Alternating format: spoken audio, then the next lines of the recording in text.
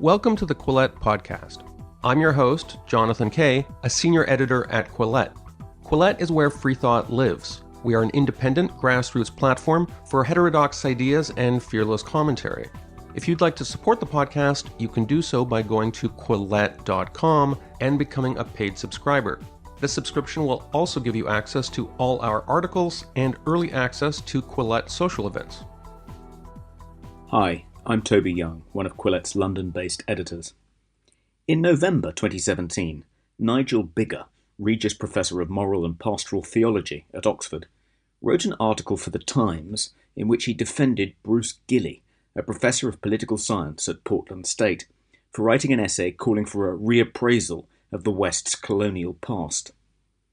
Gilley's essay, originally published in Third World Quarterly, resulted in both him and the journal's editorial board being targeted by an academic outrage mob.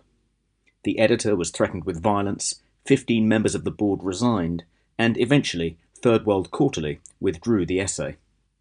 Nigel Biggar's op-ed in The Times provoked a similar controversy in the UK, not just because he'd had the temerity to defend Professor Gilley, but because he's also leading a 5-year project called Ethics and Empire. Priya Gopal, a lecturer at Churchill College, Cambridge, said Biggar's piece amounted to, quote, outright racist imperial apologetics, unquote, and she was one of 170 or so academics to sign an open letter to Oxford attacking Professor Biggar and his project. Thankfully, Oxford University and Christ Church College have not capitulated to the mob. Biggar is also the canon of Christ Church Cathedral, and the Ethics and Empire project has not been defunded. Last week, he organised a conference on academic freedom at Oxford that was attended by many other academics who'd been mobbed for challenging social justice orthodoxy, including Amy Wax, Brett Weinstein, Heather Haying, Noah Carl, and Bruce Gilley. I attended the conference and spoke to Professor Biggar afterwards in his lodgings at Christ Church.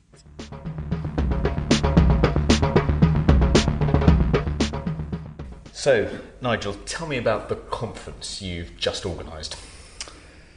We invited about 50 people to discuss the issue of academic freedom under threat, and in particular to talk about what is to be done about it. Because what I didn't want to do is to gather a group of aggrieved, victimised conservatives together to moan, because we can all do that, but that's really not constructive. It's not the adult thing to do.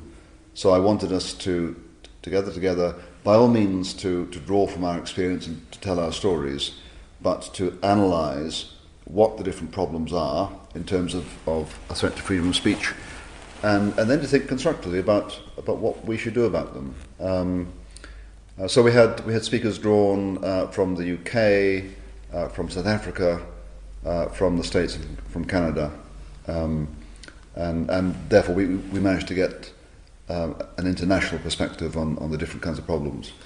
So we'll talk about some of the possible solutions that were discussed in a moment, but do you briefly want to tell me about your own experience of being mobbed? Yes, okay. So there was I in Heathrow Airport in early December 2017 with my wife, about to go off and celebrate our wedding anniversary in Nuremberg, and I decided to check my email just one last time, as one does. And that's when the news broke to me that a bunch of students had published an online denunciation of a project I'd launched the previous July on ethics and empire. The good news is that the university administration from the beginning supported me in that, supported my right to run such a project. But the bad news is that two of my historian colleagues resigned, one of them very abruptly, and for about a month I was in the press and having to justify a project that is not designed to defend empire. I myself think that empire can be defended morally. I'm an ethicist, I'm not an historian. My first degree was in history, but I'm a professional ethicist. I think empire can be defended, and I think as for the British Empire, there are things that we Brits should be proud of as well as ashamed of. But the project is designed to look at the evaluations of empire from ancient China to the modern period, and just to consider the ethical terms in which different peoples at different times have thought about empire.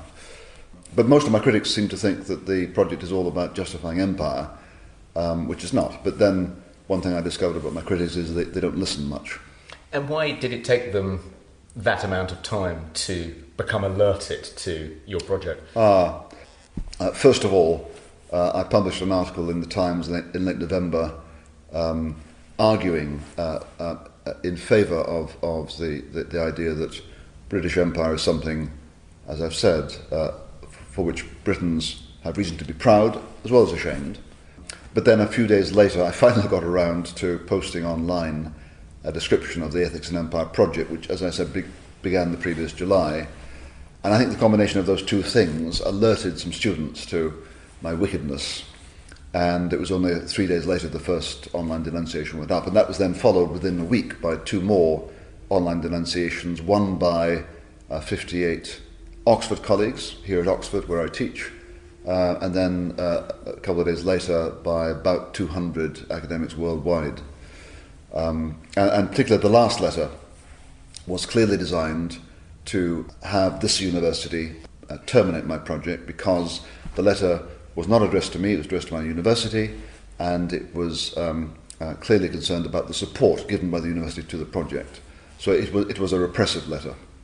And were you surprised to find some of your colleagues' names amongst the signatories? Well, clearly I was, in retrospect, I was utterly naive. I hadn't expected any row at all. I'd not experienced it before. And I was shocked at the aggressive, intemperate nature of the criticism.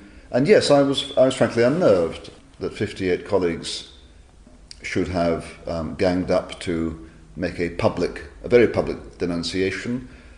I didn't know many of the people who signed the letter, but I knew one whose office is just across the road from my own. And you would have thought that if colleagues really had objected to what I was doing, the first, humanly responsible thing to do would be knock on my door and say, "Hey, what are you doing? Here's why we're upset. Let's talk about it." But no, they preferred to launch an alienating, aggressive, very public denunciation. So that was a shock, and I was, particularly when my senior historian collaborator abruptly resigned 4 days after the row broke, I did wonder to myself, my goodness, am I daft? Is this project really as discreditable as my critics say? But then over time, I observed, for example, that, it's only 58 colleagues who have complained about my project. There are, in fact, in the in the arts and humanities and the social sciences in Oxford, there are 1,600 colleagues. So 50 out of 1,600 is not huge. And then most of the complainants, most of the people objecting to my project here, they weren't historians. They were colleagues in music, colleagues in English Lit. Most of them weren't senior. Most of them were junior colleagues. And to my knowledge, not one of them was an ethicist. And I do emphasise the project I'm conducting is an ethical project. The title is Ethics and Empire. I'm a professional ethicist, but it seems to escape my critics that actually they're not ethicists and they're not really competent to judge what I'm doing. But that didn't stop them. Do you have any insight in what happened to you in virtue of being an ethicist? Were a group of people trying to expel you from a moral community as a way of, establishing greater cohesion and a sense of belonging to their group? Well, that's an interesting interpretation, Toby. I mean, certainly, I did notice clearly their motivation was moral. They have deep assumptions about what's just, and in their view, for anyone to stand up and say that any empire in the history of the world could ever have been morally justified is clearly unthinkable for them. Although at one point in one of their in the Oxford denunciation, they said rather haughtily that we historians, we don't deal in good and evil. We're above that. We're scientists.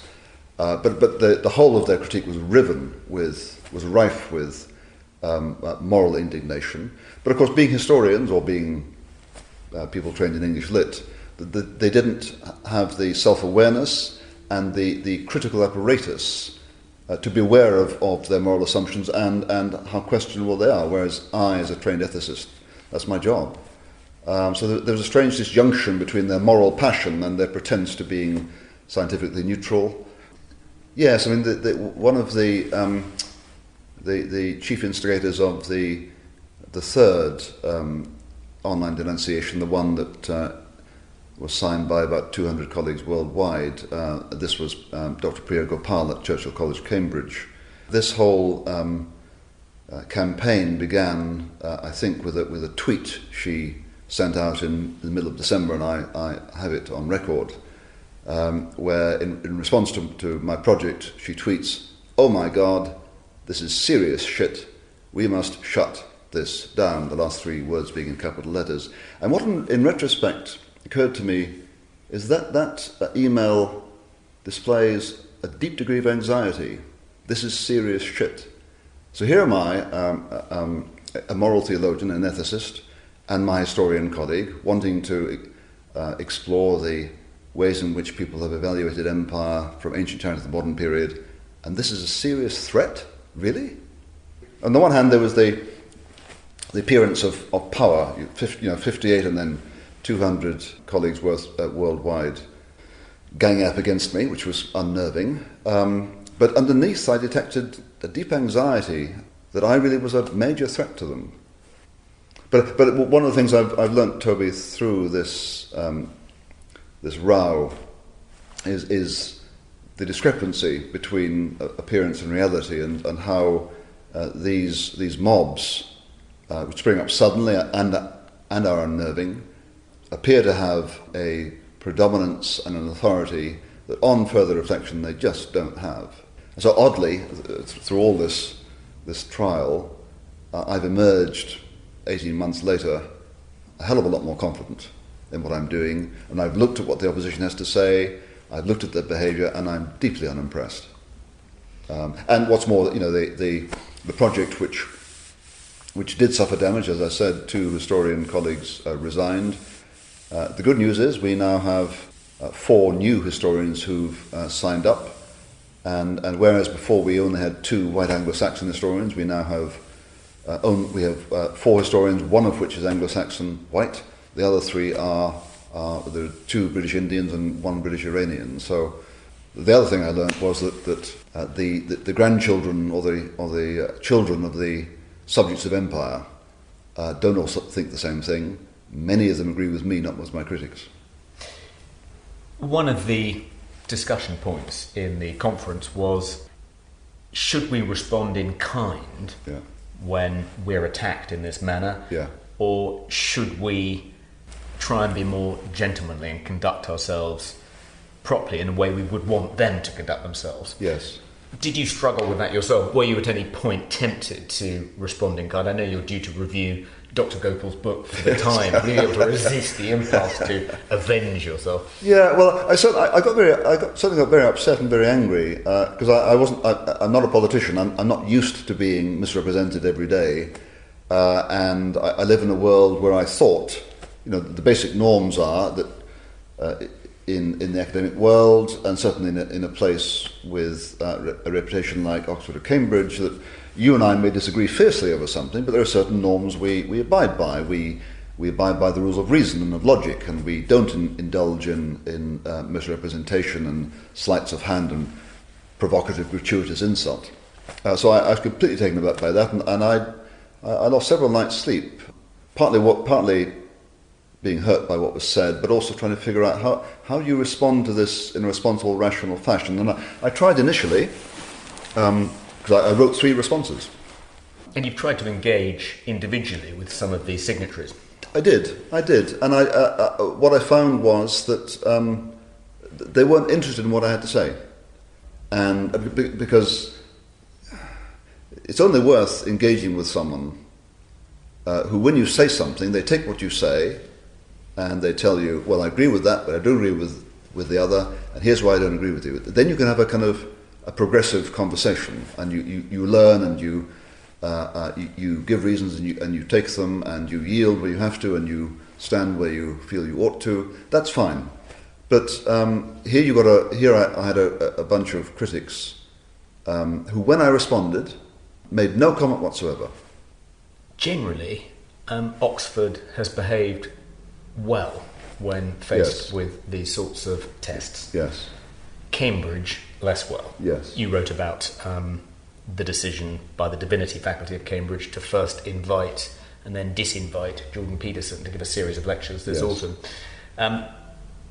Why is it, do you think, that Cambridge is proving less robust than Oxford?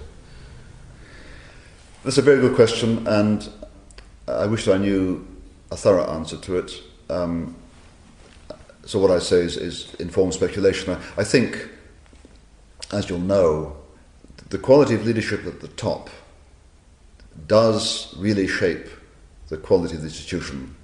And it so happens that we now have a Vice-Chancellor in Louise Richardson, who from the beginning, from way back from the Rosemas Fall campaign in late 2015, made quite clear that this university is committed to freedom of speech. And our Chancellor, Chris Patten, did the same thing.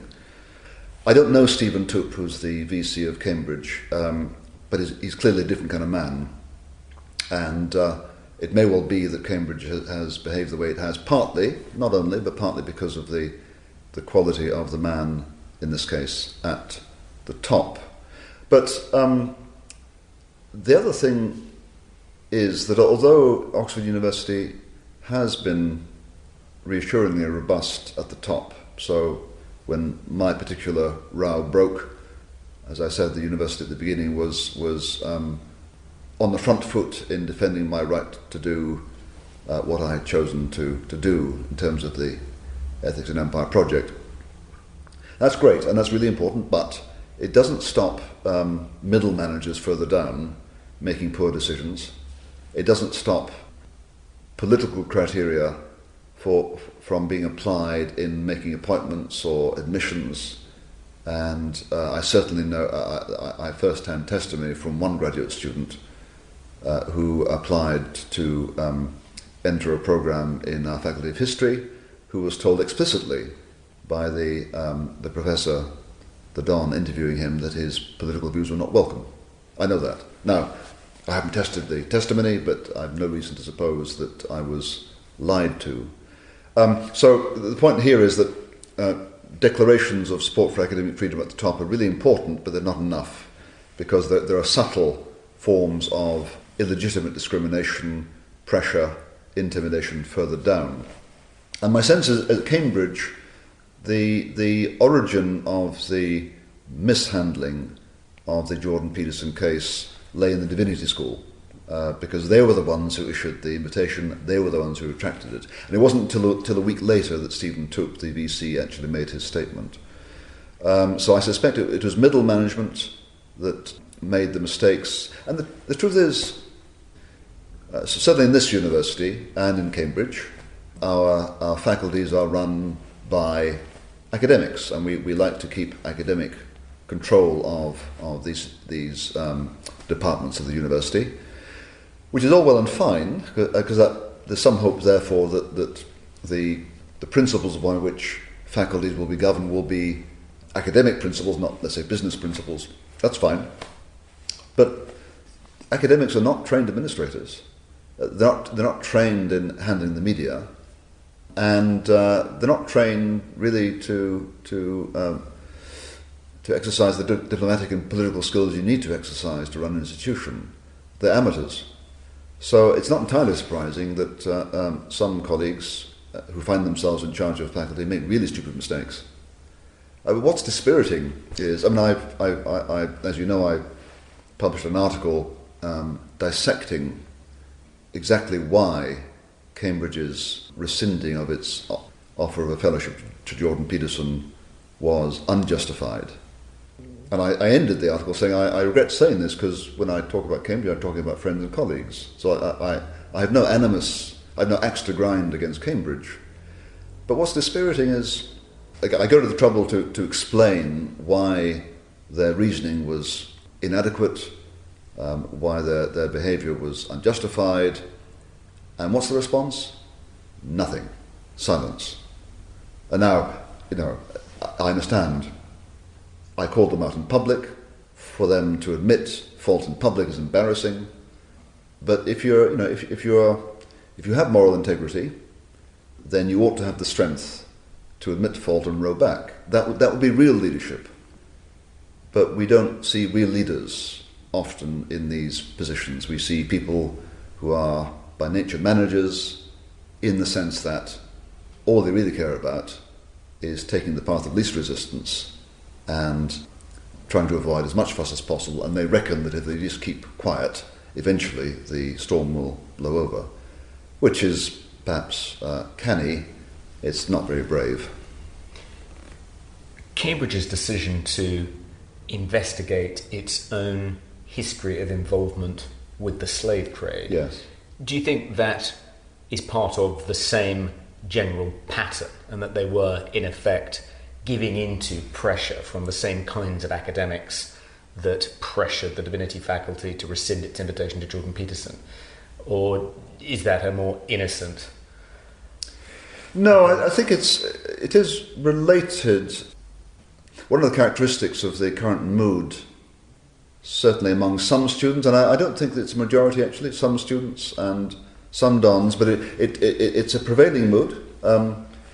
There is a strong tendency to regard the West as the primary source of the world's woes, and in the case of Peterson, Peterson is white, he's male, he's Canadian, and he's got slightly conservative. He's got conservative social views, and so he's suspect. So what's white and male and Western and conservative is suspect, and he gets no benefit of doubt, whereas Dr. Gopal, who is not white, not male, not conservative, doesn't matter what kind of vile abuse she spits out on Twitter in contravention of Cambridge's published social media guidelines. Doesn't matter what she does, she doesn't get any reprimand, but Peterson gets disinvited. So there is I think there is evidence that in these cases Cambridge has displayed strong political bias. It has discriminated on political grounds. Now, the connection between that and the slavery issue is, of course, slavery is probably the great sin of the West, and particularly the great sin of the British Empire, because we tolerated it for 200 years. And so that's the connection, I think, between the two cases. And it's notable, of course, that there's no interest in the fact that Arab empires presided over slavery for a millennium. No interest in that at all. It's Western slavery that's in the frame.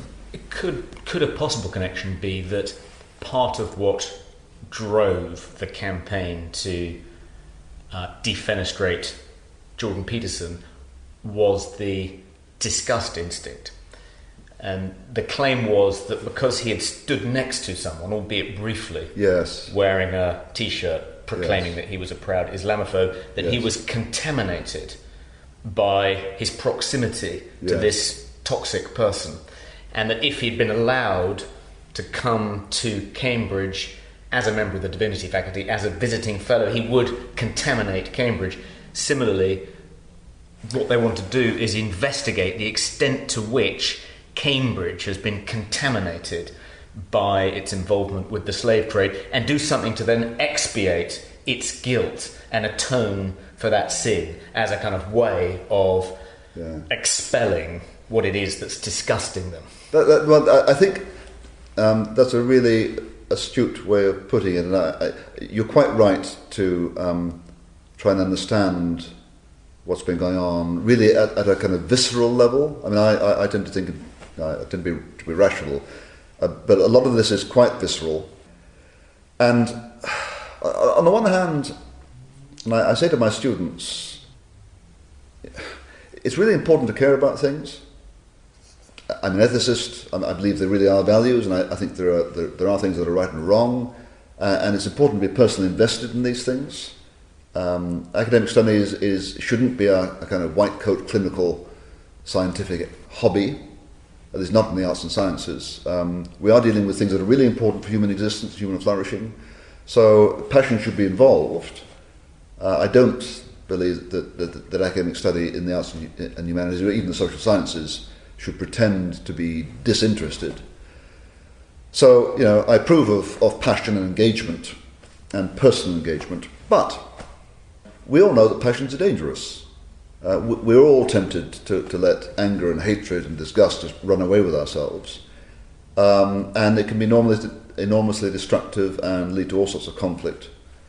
And surely in universities, we have to teach our students that when you come across a point of view that scares you, or that revolts you, or that unnerves you, or that makes you feel uncomfortable, it is not enough to react viscerally. You have to react rationally. By all means, connect your passions to your reasons, but you've got to allow your passions to be governed by reasons. Otherwise, if we don't do that, then it seems to me that universities are completely failing in their vocation. So I understand people who might react to Peterson's standing next to someone wearing a T-shirt with "I'm a proud Islamophobe" written over it with disgust. But they have to control their disgust and ask certain questions, like, does the fact that Jordan Peterson has his arm around this man mean that Jordan Peterson endorses the message on the T-shirt? Well, in order to answer that question, you would ask, what's the context? Has Jordan Peterson, for example, just finished addressing the New Zealand Society of Muslim Haters? No. Is this fellow wearing the T-shirt, is he one of 30,000 fans next to whom Jordan Peterson has been photographed in the past number of years? Yes. Can we therefore infer from this approximation that Jordan Peterson endorses Islamophobia? No. Now, my question is, why didn't anyone in Cambridge ask those questions? Because they didn't. That was a major failure in Cambridge's raison d'etre as an institution called to foster rationality. Do you think that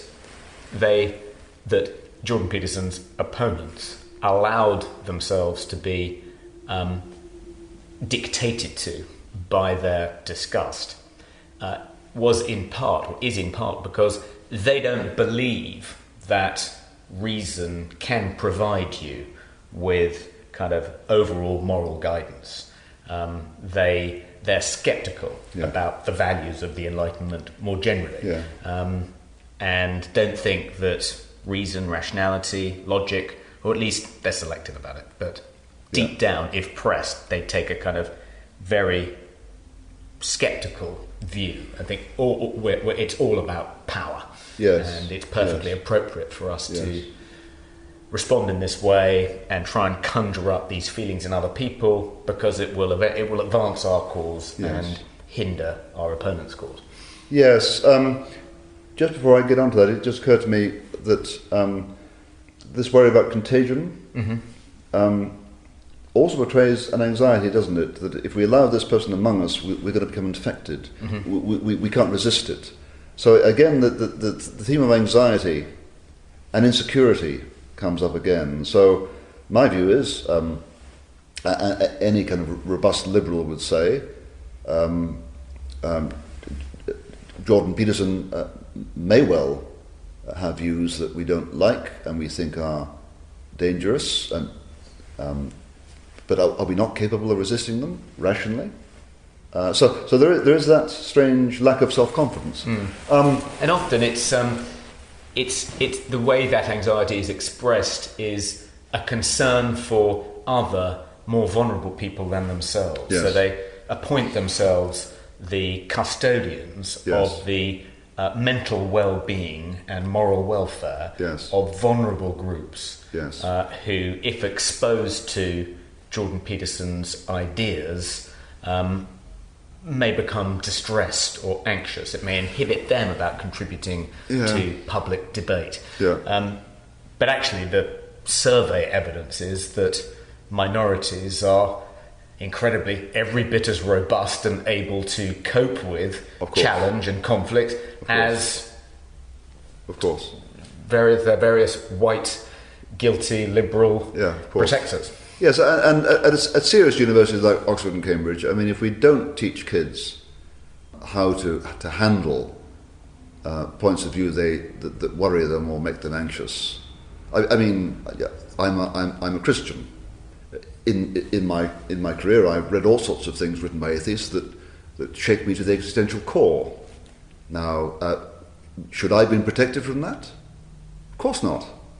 So somehow contemporary professors in Oxford and Cambridge need to behave like adults and expect their students to become like adults, where we have to confront in the world things that really upset us, and we have to train people in a responsible, rational way of responding to those things. Otherwise, we're going to produce a society full of citizens with university degrees who just don't know how to handle political conflict other than emotionally and through the manipulation of power. And that's two steps away from violence.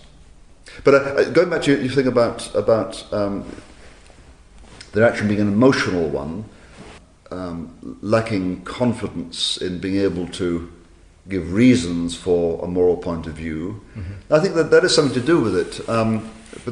So on the one hand, we as a culture, we're in a kind of strange, messed up place, because on the one hand, I think there are views that there is no overarching moral reality, that that morality is private, everyone gets to make up their own morality or identity or whatever, and therefore it's as if we can't communicate about anything moral because we live in entirely private worlds. And so that's one reason why we appeal to the law, because the law is one thing that we have in common, and in a sense we don't have to take responsibility for it, because the police and the courts will do it for us, although of course the police and the courts can't cope with all the amount of conflict and wrongdoing we produce.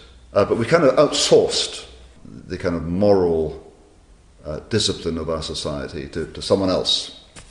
So that's on the one. On the other hand, clearly the people who wanted to get rid of Jordan Peterson, or clearly the people who ganged up against me and my project, were driven by profound moral passion. It's just that they don't seem to have the equipment to articulate morally what is it that they value, and they certainly can't cope with criticism of it because they've not been taught that. So we have strange contradictory forces here. Yeah, it's I mean, one of the most striking paradoxes of the social justice left is that, as you say, one of the things that they all seem to believe is that there is no basis for moral judgments. They all seem to be moral relativists, yes. and they'll die in a ditch to defend moral relativism. Yes. And yet they're also moral absolutists of the most fanatical kind. That's right. And it's not that they've just decided to ignore their relativism. Their absolutism, in some peculiar and mysterious way, seems to be absolutely rooted in their relativism. Yeah, that's really right, Toby. I can't think how those two things are coherent. There certainly seems to be a remarkable degree of lack of self-awareness. Yes. So my story and my Oxford critics, in what they wrote about my Ethics and Empire project, on the one hand, as I said, theologians can deal with good and evil, but we're superior to that. We're historians. On the other hand, the whole of what they said was riven with certain moral prejudices, and they didn't know it. Yes. That's the odd thing. I think an analogy would be, it's as though they're members of a cult whose defining characteristic is that they think everyone outside the cult is a member of the cult. So everyone is a member of a cult apart from them, and that is the defining characteristic of their cult. Yes. But they're not realising that they're in a cult, and their conviction that everybody else seems to be part of what gives it its power over them. That's right. And you use the word cult is appropriate, because several people have noticed there's a kind of religious quality, and religious in the sense of a kind of absolute self-certainty, an absolute self-righteousness, and they believe in evil, but evil is elsewhere. Evil is in me, or it's in you, not in them. So I'm religious, as I've said. So this is kind of religious pathology, where it seems to me that if you think in terms of biblical tradition, the heritage of the West, that they've latched on to the strong stream of concern for justice that you will find in the Old Testament, the prophets or whatever. So they're big on social justice, but they have no sense of sin. That's to say, the idea that they themselves could be riven with bad motives, or that there are any moral that they might actually transgress morally in the defence of what they regard as being valuable. So there's an absoluteness to their own self-certainty and a terrifying lack of self-critical awareness. Well, they I guess would respond by saying, "Oh, hang on a second. We locate sinfulness in whiteness and in racism and the West. Yes. So if we renounce our own whiteness, our masculinity, Yes.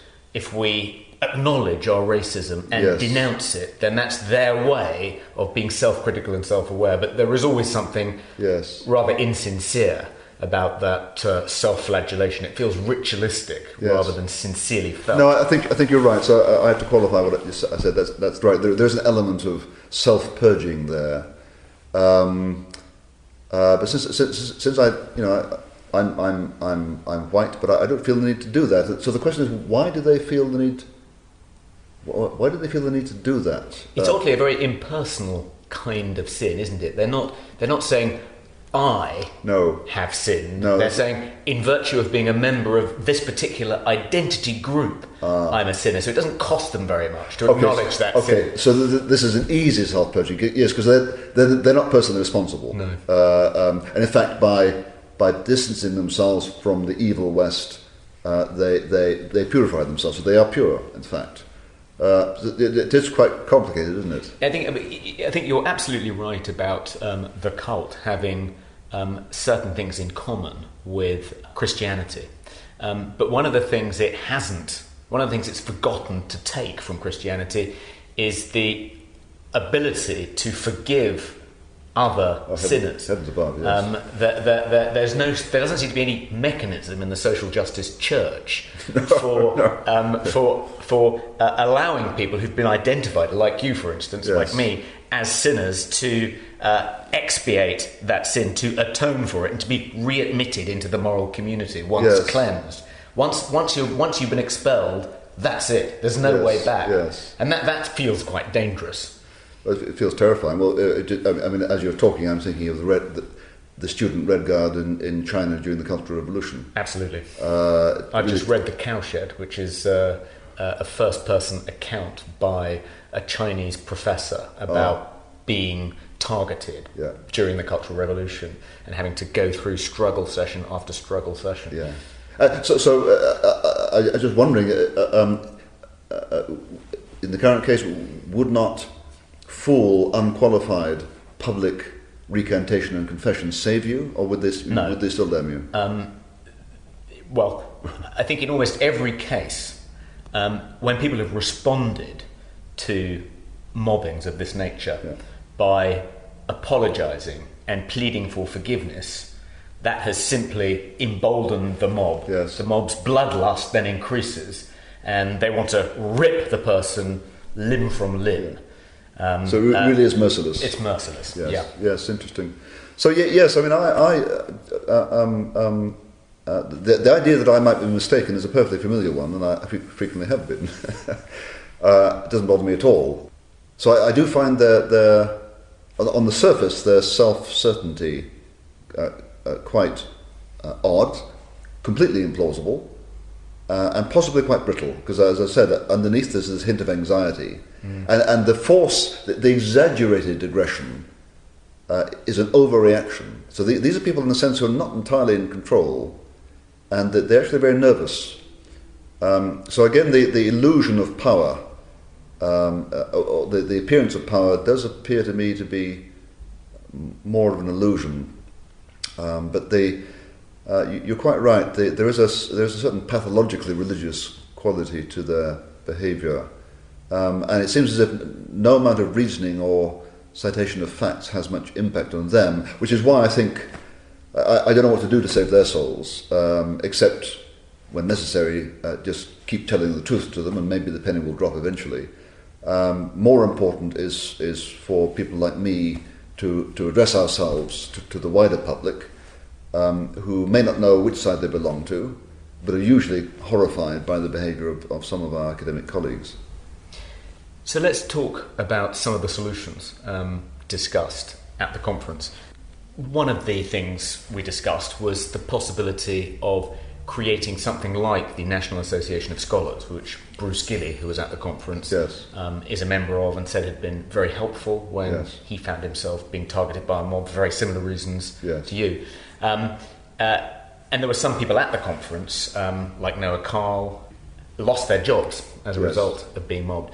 But the idea of creating something like a trade union for heterodox academics Yes. that could protect people and provide Yes. them with support, Yes. employment advice, legal advice, and so forth, Yes. if they find themselves being Yes. targeted in this way. Yes. That seemed to strike a chord with a lot of people in the room. Yes, I think we did talk a lot about the importance of individuals standing up and standing out, and sometimes that gives courage to other people who then begin to voice their own repressed views. So individual action is important, but as we heard, and you've mentioned Noah Carl and Brett Weinstein and Heather Haying, sometimes when individuals stand up and stand out, they get crushed. Mm-hmm. So we need institutions to support a genuine, robustly liberal space, and so something like a National Association of Scholars that provides legal support for colleagues who find themselves under pressure from their own institutions would be a really good idea. I mean, I've no idea how to set it up, but we can easily get guidance from our colleagues in North America. So that would be a really good, positive, constructive institutional response. I mean, the other prominent constructive response to the problem, well, it's a kind of aggressively constructive response, is the need to raise the costs to universities that fail to defend freedom of speech. And one of the costs that universities care about is adverse publicity. Mm-hmm. And both Cambridge and Oxford and other universities in this country have got a lot of negative publicity in the press. Allied to that is the behaviour of would-be benefactors or alumni. And in the Times, I think 2 days ago, there was a letter from a Cambridge alumnus announcing that because of Cambridge's actions with regard to the inquiry into slavery and to its connection with slavery, that he would no longer be making a bequest to the university. I got a letter today from an alumnus of Trinity College, Oxford, saying the same thing. So, and the fellows of Oriel, their mind was changed in 2016 over removing a plaque to Rhodes after alumni started shouting and screaming, and benefactions started to dry up. So those costs will concentrate the minds of administrators. Funnily enough, I suggested this. Let's instead of decolonising the curriculum, let's defund the wreckers of the curriculum. And Amy Wax, who was at the conference and who was mobbed pretty energetically for an article she co-authored about bourgeois virtues. She had a pretty bad experience at Penn Law, and she said, no, that won't work. And I asked her privately why she thought that wouldn't work. And she said, for 3 reasons. First of all, in America anyway, deep-pocketed donors, usually rich white men, are making the donation in order to enhance their child or their nephew or their grandchild's chances of getting in. Yes. So you're not going to put them off if they think there's a free speech problem. Yes. Secondly, she said, increasingly, rich white men are themselves now woke or want to signal that they're woke for status signaling and other reasons. Yes. And she said, and even if they aren't woke and have some sympathy for the cause you're trying to enlist them in, thirdly, their wives will be woke and they will withhold sex from them if they get involved in a campaign. There's a powerful weapon. So she thought that was doomed to failure. I'm less pessimistic. No, I think in this country, I don't think I don't think that wealthy people can buy their children's way into Oxbridge so easily. I also think that there are wealthy people around who do care about freedom of speech, who would be willing to put money behind the defence of people who found themselves under pressure. I also think that in my own case, I mean, this conference we held over the last 2 days on academic freedom was funded by my research centre, which was endowed in perpetuity by an American foundation, the McDonald Agape Foundation, which gives me, as the director, complete control over how I spend the money. So this conference only happened because I had that independent source of funding at my fingertips. And as a lesson for the future, if you want to foster centres of dissidence within universities, you need to give appropriate scholars independent streams of funding, so they don't have to depend on university committees that might apply political criteria adversely if they apply for funding and then deny them. That's also really important. Professor Nigel Biggar, thank you very much. Thank you. Thank you for listening to this episode of the Quillette podcast. Quillette is where free thought lives. We are an independent grassroots platform for heterodox ideas and fearless commentary. If you'd like to support the podcast, you can do so by going to quillette.com and becoming a paid subscriber. This subscription will also give you access to all our articles and early access to Quillette social events.